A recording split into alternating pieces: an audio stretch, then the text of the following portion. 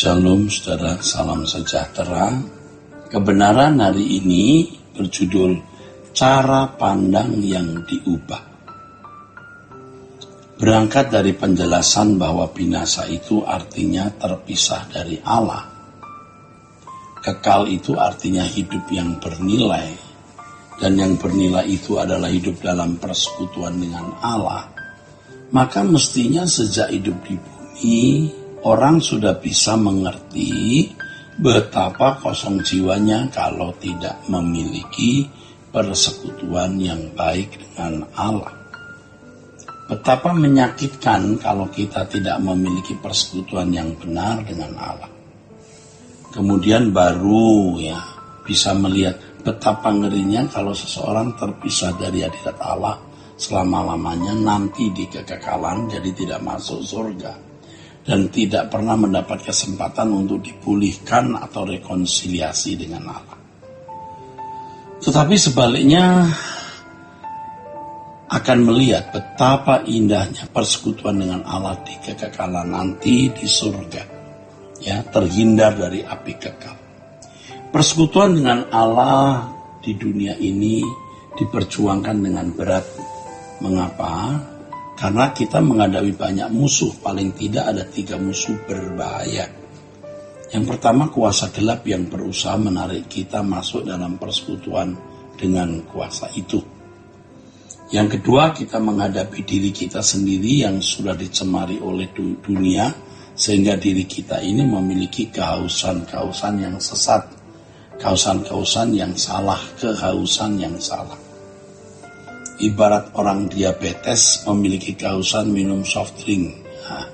Bukannya menghindari, malah merindukan minuman yang berkadar gula tinggi.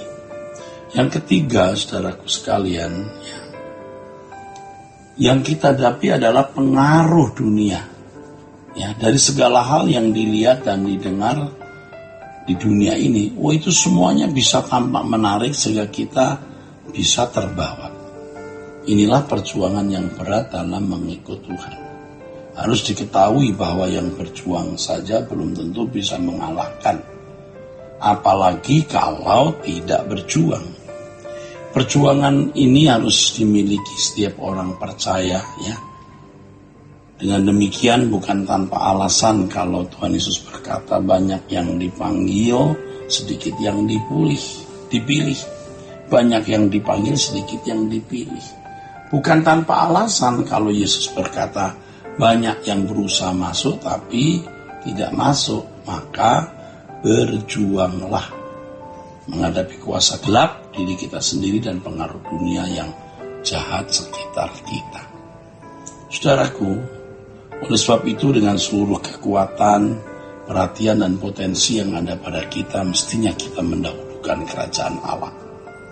Yaitu bagaimana memiliki hidup yang bersekutu dengan Allah. Kalau kita menganggap hal ini penting, pasti kita mendahulukannya. Tapi kalau tidak menganggap hal kerajaan Allah itu penting, maka banyak hal yang didahulukan, sehingga mencari kerajaan Allah itu ditunda, dikalahkan dengan hal yang lain yang dianggap lebih penting untuk didahulukan. Wah, celaka sekali orang seperti ini. Sebenarnya apa yang saya kemukakan ini tidak cukup dijelaskan dengan kata-kata. Kita harus bisa mengalami atau menghayatinya dengan sepenuhnya. Kalau seseorang menghayati sepenuhnya hal ini, ia akan menghargai pentingnya kerajaan Allah. Faktanya banyak orang yang sudah tidak sanggup menghayati pentingnya hidup dalam persekutuan dengan Allah. Cara pandang atau paradigma mereka sudah rusak. Mereka merasa tidak penting menghayati Allah itu, menghayati hidup dalam persekutuan dengan Allah, sampai mereka tidak pernah merasakan kehausan untuk itu. Oleh sebab itu kita harus mendengar kebenaran sampai cara pandang kita berubah. Dan cara kita memandang dunia tentu juga berubah. Nah, jika cara pandang kita itu berubah, selera jiwa kita juga berubah. Dengan selera jiwa berubah, maka fokus pencarian hidup kita juga berubah. Apa fokusnya? Ya tentu Tuhan dan kerajaannya saja. Kalau seseorang belum mengalami perubahan cara berpikir, belum mengalami perubahan paradigma, maka berbicara tentang neraka sedahsyat-dahsyatnya pun juga mereka tidak akan takut. Dan kalau bicara mengenai surga seindah-indahnya, dengan kata bagaimanapun tidak akan tertarik.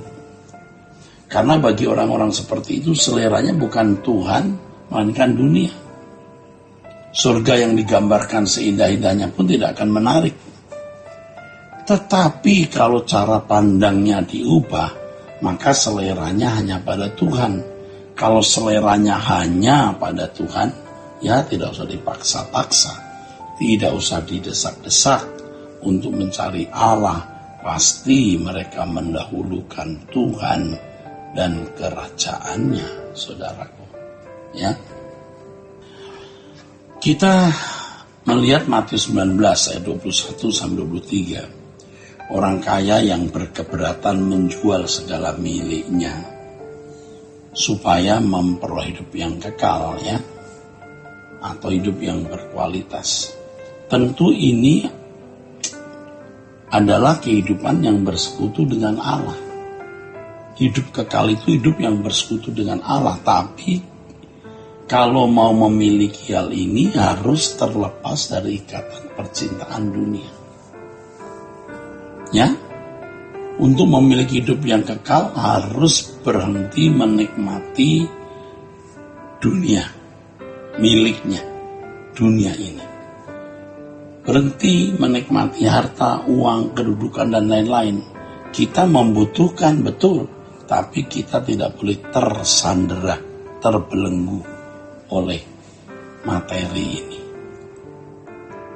Nah, di dalam Matius pasal 19 ayat 21-23, orang ini harus memberikan hartanya kepada orang miskin yang tidak bisa membalas kebaikannya. Lalu dia harus ikut Yesus. Ikut cara hidup Tuhan Yesus. Ya, seperti dia meninggalkan kemuliaan, kita juga harus berani meninggalkan harta dunia. Hidup yang bernilai itu standarnya Yesus. Karena dialah sosok atau pribadi yang memiliki persekutuan dengan Bapa secara benar, ya, secara proporsional atau yang ideal atau secara ideal. Persekutuan yang ideal dengan Allah digambarkan dalam pernyataan Tuhan Yesus di Yohanes 17 ayat 20-21. Engkau tinggal di dalam Aku, ya Bapa, Aku dalam Engkau, ya Bapa. Tetapi dia juga kemudian menambahkan, mereka tinggal di dalam kita. Ini sebuah kehidupan yang benar-benar luar biasa, saudara. Ada dalam persekutuan dengan Allah. Saudara, melalui kebenaran ini, ya, melalui apa yang saya kemukakan ini, kita dipanggil untuk hidup dalam standar anak-anak Allah yang hidup dalam persekutuan dengan Bapa seperti Yesus. Yesus berkata, Aku dalam Engkau, Engkau dalam Aku, mereka dalam kita. Dan kita tidak boleh menunda keputusan untuk mendahulukan kerajaan Allah guna memiliki persekutuan yang luar biasa ini. Ya, kita tidak boleh menunda keputusan untuk mendahulukan kerajaan Allah. Kalau tidak mulai dari sekarang keluar dari keterikatan dengan dunia ini, seperti orang kaya di Matius 19, maka tidak akan pernah memiliki kehidupan yang berkualitas sampai selamanya.